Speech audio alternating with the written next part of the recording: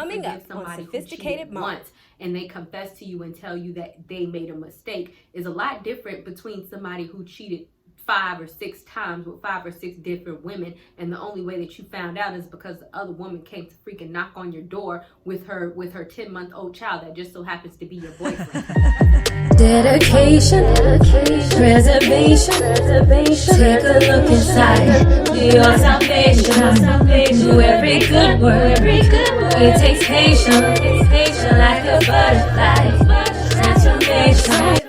Sophia here, back with another video. If you are new to my channel, then don't forget to subscribe and hit the notification bell so you can stay updated on all my videos. And also don't forget to check the description box because I always put a lot of stuff in there. Now, today what we're going to be talking about is cheating men and should you take them back? Now, if you were to ask me, I'm going to say this. I do know some women who have taken back cheating men and who have taken back cheating husbands, and it has worked perfectly well for them. So that is kind of up to your discretion. However, I do want to point out some things and helping you to make that determination. For me personally, if you're cheating on me, then it's done. I don't play those games. I don't care. I don't care. But I also understand that some women are willing to forgive those things. But understand that willing to forgive somebody who cheated once and they confess to you and tell you that they made a mistake is a lot different between somebody who cheated 5 or 6 times with 5 or 6 different women, and the only way that you found out is because the other woman came to freaking knock on your door with her 10-month-old child that just so happens to be your boyfriend. That's a big difference. So to me, the first thing is that you need to know the intentions behind the cheating man and the level of remorsefulness, right? Because if a man is really remorseful, then I feel like you have to use your discernment in order to know that. Don't fall for the crocodile tears, because I've been cheated on before and some men will sit up there, but you really have to evaluate what they're saying, what the situation, how it occurred, and how truthful they were to you about it. If it was a situation where you're continuously asking them because you have that gut feeling that they may be cheating on you, but yet and still they don't want to tell you and they lied, and you just so happened to go digging and you had to find out that they're cheating on you, and then and only then were they only willing to admit it to you, then I don't feel like that's just them being remorseful. I feel like it's a situation where you just so happen to get caught and now you want to be remorseful. It's not a situation where you just became remorseful because of what you did and now you want to clear the air with me and apologize, but you want to do it because you only got caught, right? I do want to go and get into a Bible verse of Matthew 19:9, and this doesn't necessarily have to be in regards to just married couples, but to me, I kind of feel like this is all relationships, but I want to make a point here. It says, I say to you, whoever divorces his wife except for sexual immorality and marries another woman commits adultery. So the point is that God in the Bible says that adultery or cheating is a reasonable reason to divorce somebody, right? And so if you were looking for that answer like, oh, should I divorce my husband because they cheated on me? Is that Christian? Yes, it is. But I guess the main point is that God holds marriage in such high esteem. Why would he excuse this thing to say you can divorce your significant other for this? Because what cheating does is it is a straight violation of trust. Yes, you can go into the aspect of, yes, they were physically intimate with somebody else, that does bother you. But once somebody cheats on you, it is highly difficult. And if you are watching this video, you have been cheated on, you know what I'm talking about.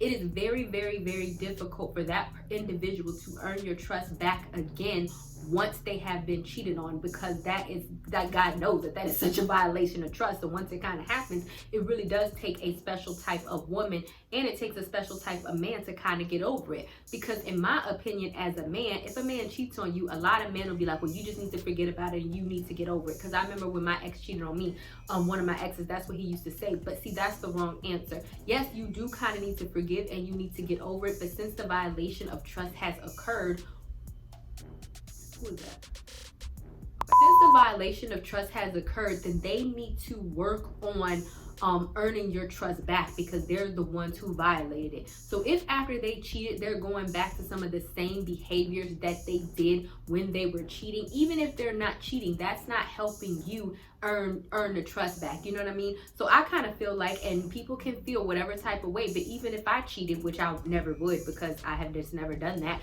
I would give my boyfriend access to my phone. I would give my husband access to my phone. And I feel like if you're married, y'all should be able to switch phones anyway, even if y'all in a relationship. That's just my thing, because to me, you know, it just helps build trust. So if it's a situation where, you know, a man has cheated on you, and you're like, okay, let me check your phone, and he might be saying, oh, well, you're insecure. Yeah, technically that is kind of true in the sense that you're insecure, but the reason why you're insecure is that he cheated on you, and it is up to him. He does bear some responsibility to alleviate some of your insecurities because of what he did. So if a man is continuously trying to hide stuff from you, or he's not putting forth any effort to gain your trust back, then to me, that's a huge red flag. To be very difficult for you to get over the cheating, because you're never going to gain that back if you're always looking over your shoulder, or you're always suspecting that he's up to something, because he really has not put in the proper work to get your trust back. On the woman's end, if a man is really putting forth the good amount of effort in gaining your trust back, and he really is doing the right thing,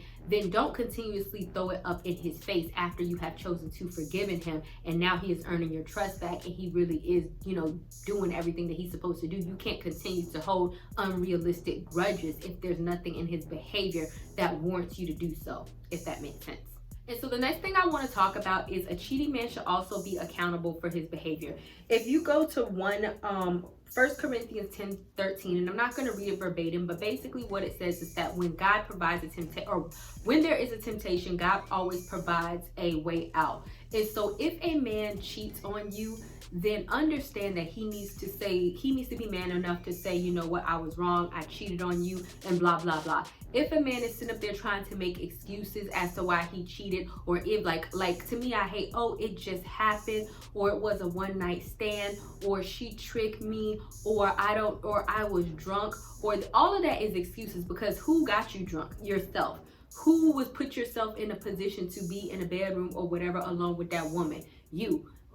Oh, it was a co-worker. Okay, but what preceded? Was y'all flirting and all this other type of stuff before, you know what I'm saying, y'all actually had sex with one another? Yes, if that's the case, then all of that is your fault. All of that is your fault, and all of that is stuff that the man needs to take responsibility for. He don't need to tell you it's because you've been in a bad mood and you don't want to have sex with him, that he has a high sexual appetite, or making a whole bunch of excuses as for his wrongdoing. Wrong is wrong, and him owning up to that is, to me, the first step to show that he is actually remorseful with the cheating. If a man continuously puts, you know, cheating on outside circumstances, then he is alleviating responsibility, and he is saying that, oh, it is all these other reasons and all these other people as to why I cheated. And then what's going to happen is that when all these other reasons or different reasons start to present themselves again, and he starts to cheat again, then he's going to feel justified because he can't help himself. Oh, this happened, that person said this, that is saying, you know what, I'm in control of my own penis. I do have the right to say no. I do have the right to not get drunk,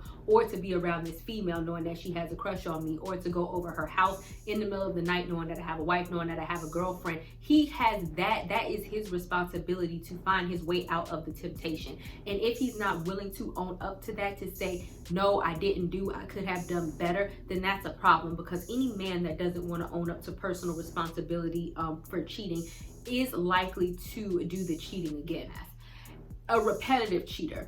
So my whole thing is, I don't accept cheating, period. But, you know, if you do, then understand that this should not be a repetitive situation.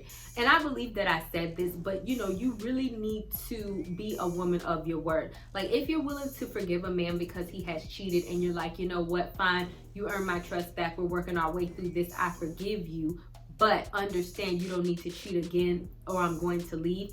Then the next time it happens, that's it, you leave. Don't be one of these females that's like, oh, well, he cheated again, but I'm gonna give him one more chance. I'm gonna give him one more chance. I'm gonna give him one more chance. I'm gonna give him one more chance. because what that means is that your word has become null and void. He knows that you're going to say whatever. People pay attention to what you do. Actions speak louder than words. Yes, you're saying that you're going to leave, and when he cheated on you, he may have believed you, but then he did it again and you didn't leave. He's like, oh no, she's not going to leave, and then he's going to do it again, and then he's going to do it again, and then he's going to do it again, and then you are saying the same thing. Well, next time I'm going to leave. He's not going to believe that because you never have left before. You're just going to sit there and continue to be boo-boo the fool and tell a man what you're going to do without actually following through on your actions. And then at this point, it's just disrespect, and now he's just taking advantage of you. And so if a man is willing to openly disrespect you in your face and take advantage, knowing full well that the cheating hurts you, because it does hurt you, then that's a problem. That shows how he actually feels about you, because no man who truly loves you should want to sit there